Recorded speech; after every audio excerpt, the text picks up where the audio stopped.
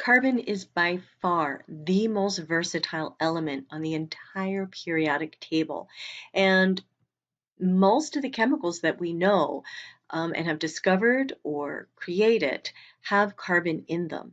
And when we talk about organic chemistry, we're not talking about chemistry of natural things necessarily.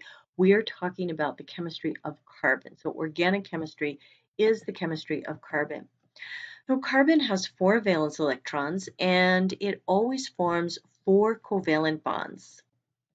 It has the ability to bond with itself through single bonds, double bonds, or triple bonds, where single is by far the most common, double not as common, and triple bonds are much rarer.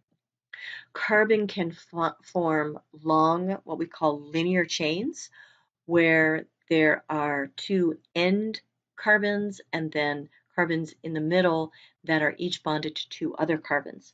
And then these linear chains can form what we call as branches, where one of the interior carbons is bonded to three carbons, sometimes four carbons.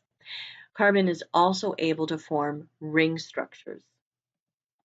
Not only can carbon form bonds with itself, but it also can bond with other atoms such as oxygen, nitrogen, sulfur, and phosphorus to form what are known as functional groups. And these functional groups define biological molecules in terms of their chemistry and in terms of their physical properties.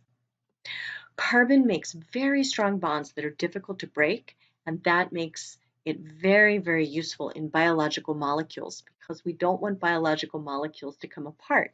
DNA needs to stay together for it to be useful. So when we look at biomolecules and pharmaceutical molecules, we're looking at two aspects of the molecules, even though they're really can be really large and complex. One, we're looking at the structural framework, which is provided by carbon. And then we're looking at the variable molecular components, which are formed of the functional groups that give it its unique properties.